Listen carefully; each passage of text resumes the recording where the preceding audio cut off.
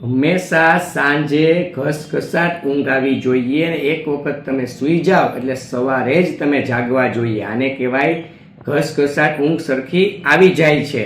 અને જે લોકોને ઘસઘસાટ ઊંઘ આવી જતી હશે ને એ લોકો હંમેશા નિરોગી જીવન જીવી શકે છે. પરંતુ એવા અનેક લોકો છે જેને ઊંઘ બરાબર આવતી નથી, ઊંઘ લાવવા માટે ખૂબ મથામણ કરવી પડે છે. એક વખત ઊંઘ આવે તો થોડીક વાર થાય એટલે ઝબકીને ઉઠી જતા હોય છે, વળી પાછી ઊંઘ લાવવા માટે ખૂબ મથામણ કરવી પડતી હોય છે. એટલે સ્વાભાવિક રીતે અનિદ્રા નામના રોગનો શિકાર થયા હોવા જોઈએ.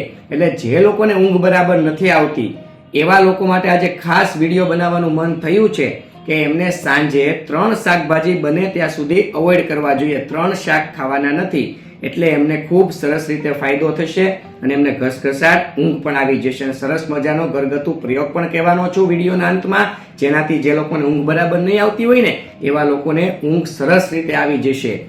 એક વસ્તુ યાદ રાખજો કે જેટલા ઉજાગરા કરશો એટલું જ શરીરમાં રોગો આવે છે. તમે એક વસ્તુનું માર્કિંગ કરજો કે જે દિવસે તમને બરાબર ઊંઘ નહીં આવી હોય એના બીજા દિવસે ક્યાંય મૂડ ન લાગે, શરીર ગારા જેવું ઢીલું રહે, અરુચિ, બેચેની, મંદાગ્નિ જેવું લાગ્યા રાખે, પછી બગાસા આવે, ક્યાંય મૂડ ન લાગે, પછી જો હોજરીનો અગ્નિ મંદ પડે, એક ધારા ઉજાગરા થાય તો હોજરીનો અગ્નિ છે એ મંદ પડે, પરિણામે પાચન તંત્રના રોગ પણ થાય. અને આવા એક ધારા ઉજાગરાની ટેવ હશે તો અકાળે વાળ પણ ખરવા લાગે, વાળ સફેદ થવા લાગે, વૃદ્ધત્વ વહેલું આવે, ચામડીમાં કરચલીઓ પડવા લાગે, આવા અનેક નાના મોટા રોગો થાય. અને રોગ પ્રતિકારક શક્તિ, આપણી જે ઇમ્યુનિટી છે, રોગો સામે લડવાની શક્તિ છે, એમાં પણ ઘટાડો જોવા મળે છે. તો આપણે ઘસઘસાટ ઊંઘ આવે એ જ નિરોગી જીવનની નિશાની છે.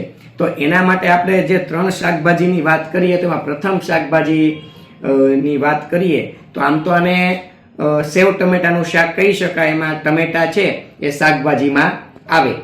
તો અત્યારે આધુનિક સમયમાં તમને કોઈ શાકભાજી ન ભાવતા હોય એટલે તમે સેવ ટમેટાનું શાક બનાવીને ખાઓ છો. ક્યારેક ખાવામાં વાંધો પણ નથી અને નિરોગી વ્યક્તિઓ હોય એ તો સેવ ટમેટાનું શાક ખાઈ શકે છે. પરંતુ ત્રિદોષની વાત કરું તો કે વાયુ, પિત્ત અને કફ. તો કફ દોષ હોય ને એવા લોકોને ઓલરેડી ઊંઘ વધારે પડતી આવે છે. પરંતુ જે લોકોને પિત્ત દોષ અને વાયુ દોષ હોય એવા લોકોને ઊંઘ બરાબર આવતી નથી અને ઊંઘ લાવવા માટે એમને ખૂબ મથામણ કરવી પડે છે. અને આ જે સેવ ટમેટાનું શાક છે એમાં ચણાના લોટમાંથી બનેલી સેવ આવે, તેલ આવે અને ટમેટા આવે. હવે ચણાના લોટમાંથી બનેલી તળેલી જે સેવ છે એ તમારા વાયુ દોષમાં પણ વધારો કરી શકે છે અને પિત્ત દોષમાં પણ વધારો કરી શકે છે. અને ટમેટા છે એ ખટાશ છે એના મૂળમાં એટલે તમને પિત્ત દોષમાં વધારો કરી શકે છે. અને જે લોકોને સાંધાના દુખાવા હોય, શરીરમાં સમગ્ર દુખાવો થતો હોય એવા લોકોને દુખાવામાં વધારો કરવામાં તે મદદરૂપ થાય છે. એટલે નિરોગી વ્યક્તિઓ ખસે તો વાંધો નહીં આવે, પરંતુ જે લોકોને વાયુ અને પિત્ત બંનેની તકલીફ છે એવા લોકોએ સેવ ટમેટાનું શાક અવોઇડ કરવું જોઈએ. કેમ કે આ બંનેનું શાક તમે ખાશો અને જો તમને પિત્ત કે વાયુ વધી જશે તો ઊંઘમાં ખલેલ પહોંચે અને રાત્રે બરાબર ઊંઘ આવશે નહીં, પરિણામે ઊંઘ બરાબર નહીં આવે એટલે એને રિલેટેડ રોગોનો જન્મ થશે. એટલે બને ત્યાં સુધી આ જે સેવ ટમેટાનું શાક છે એ મેં તમને જે કીધું એ 2 તકલીફ હોય, બે પ્રકારની તાસીર હોય, વાયુની તાસીર કે પિત્તની તાસીર, તો તમારે અવોઇડ કરવું જોઈએ. ક્યાં સુધી અવોઇડ કરવું જોઈએ કે જ્યાં સુધી તમને આ બંને જે દોષ છે તે કાબુમાં ન આવે ત્યાં સુધી. બીજા નંબરના શાકભાજીનું તમને વાત કરીશ તો તે ભીંડાનું શાક છે. ભીંડાનું શાક બહુ બધા લોકોને ખૂબ પ્રિય હોય છે, મને પણ ખૂબ પ્રિય છે. પરંતુ આપણી તાસીરને સમજીને ભીંડાના શાકનું સેવન કરવું જોઈએ. કેમ કે ભીંડો છે ને તે અમુક લોકોને જો બરાબર એનું પાચન ન થાય તો એને પિત્ત દોષમાં વધારો કરી શકે છે અને પાચન તંત્ર પણ નબળું પાડી શકે છે. કેમ કે ભીંડો છે તે થોડો ચીકણો છે, પચવામાં ભારે છે. એટલે જે નિરોગી વ્યક્તિઓ છે, જેનું પાચન તંત્ર બરાબર વ્યવસ્થિત ચાલે છે, એવા લોકોને સરસ મજાનો ભીંડો સુપાચ્ય થઈ જશે, એવા લોકોને કોઈ તકલીફ નહીં થાય.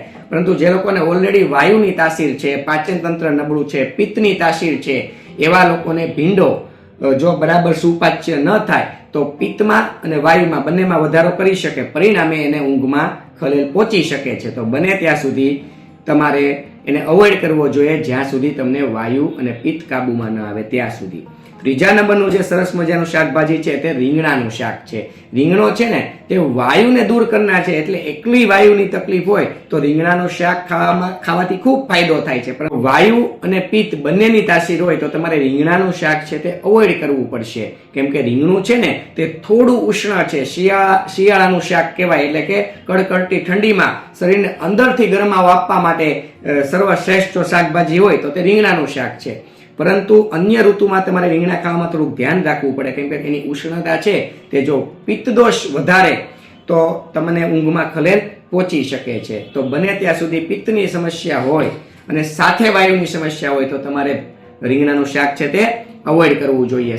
સાંજે જેમ કે ડુંગળી છે, લસણ છે, આદુની પેસ્ટ છે, આથાવાળું ભોજન છે, ઢોકળા છે, ઈડલી છે, સમોસા છે, ફાસ્ટ ફૂડ, જંક ફૂડ, આ પ્રકારનો તામસી ખોરાક છે, વધારે પડતા મરી મસાલા છે, એ સાંજના સમયે બને ત્યાં સુધી અવોઇડ કરવો. સાંજના સમયે તમારે ભોજન લેવું હોય તો દૂધ ભાખરી છે કે એકલી ખીચડી છે કે દૂધ પરોઠા, દૂધ થેપલા, આવું ભોજન લેજો.